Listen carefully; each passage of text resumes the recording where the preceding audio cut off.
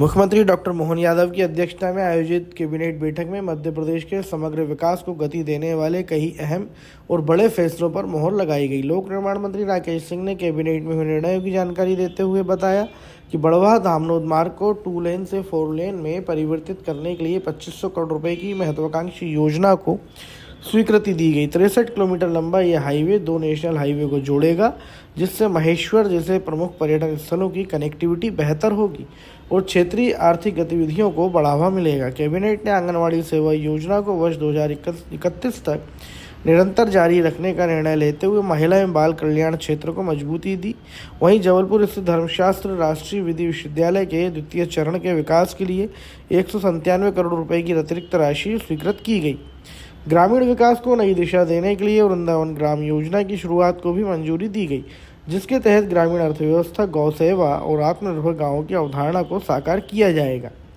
शहरी परिवहन के क्षेत्र में सरकार को बड़ी सफलता मिली है। केंद्र सरकार ने इंदौर अंडरग्राउंड मेट्रो रेल परियोजना को अपनी सहमति दे दी। इससे पहले केंद्रीय मंत्री मनोहर लाल खट्टर द्वारा भोपाल मेट्रो का शुभारंभ किया जा चुका है।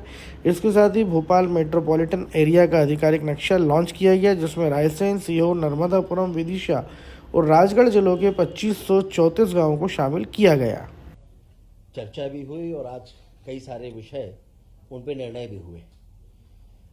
अभी जैसे 20 तारीख को माननीय मनोहर लाल जी खट्टर के द्वारा मेट्रो ट्रेन की भोपाल में विधिवत शुभारंभ हो गया है।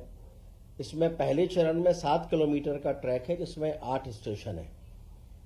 अब हम गर्व से कह सकते हैं कि मध्य प्रदेश में 2 शहर इंदौर और भोपाल दोनों में मेट्रो ट्रैक का नेटवर्क स्थापित हो गया है और इंदौर में अब 3.3 किलोमीटर के अंडरग्राउंड मेट्रो रेल प्रोजेक्ट को भी सहमति मिल गई है।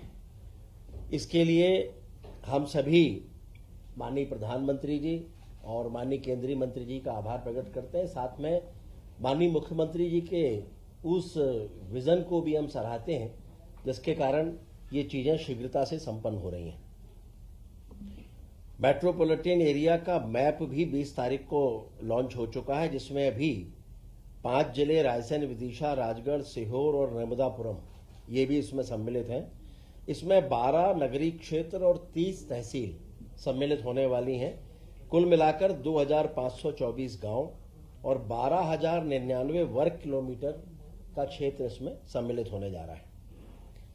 मेडिकल कॉलेज जो पीपीपी आधारित हैं, इनका भूमि पूजन भी माननीय नड्डा जी, जो हमारे राष्ट्रीय अध्यक्ष भी हैं और केंद्रीय स्वास्थ्य मंत्री हैं, उनके द्वारा 23 तारीख को ये होने जा रहा है।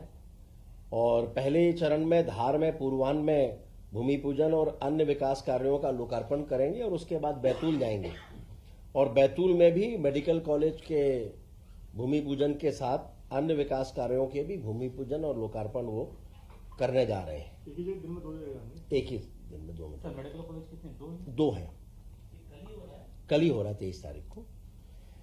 और वृंदावन ग्राम के संदर्भ में आप सभी को विदित है ही कि ये भी एक बड़ी महत्वपूर्ण योजना मध्य प्रदेश सरकार ने प्रारंभ की है। इसमें ऐसे ग्रामों का चयन हो रहा है जिनकी जनसंख्या लगभग कम से कम 2000 हो और जहां गोवंश कम से कम 500 हो, और इसमें स्थानीय प्रशासन के द्वारा प्रभारी मंत्री की अनुमति से, विधायक से परामर्श के उपरांत ही इनका चयन किया जा रहा है। 230 में से 193 विधानसभा जो ग्रामीण है उनमें इनका चयन हो चुका है। 37 अभी बाकी बची हैं। गायों की संख्या के आधार पर चयन हो रहा है। गायों की संख्या और वहां की आबादी लगभग मिनिमम 2000 और गोवंश कम से कम 500 उसके आसपास होना चाहिए। आबादी का 2000। माननीय गृह मंत्री जी का हमारे मध्य प्रदेश के लिए ये गर्व की बात है कि माननीय गृह मंत्री जी अमित शाह जी का 25 तारीख को श्रद्धेय अटल बिहारी वाजपेयी जी की जयंती के अवसर पर ग्वालियर और रीवा 2 स्थानों पर उनका आगमन हो रहा है। ग्वालियर में प्रातः 11:30 से दोपहर 2 बजे तक वो रहने वाले हैं। वहां पर अभ्युदय मध्य प्रदेश ग्रोथ समिट में भी वो भाग लेंगे और ये शायद पहली बार होगा कि 2 लाख करोड़ के लोकार्पण और भूमि पूजन, निवेशकों को आशय पत्र का आवंटन भी वे करेंगे। और मेले का वर्चुअली उद्घाटन भी इसमें प्रस्तावित है।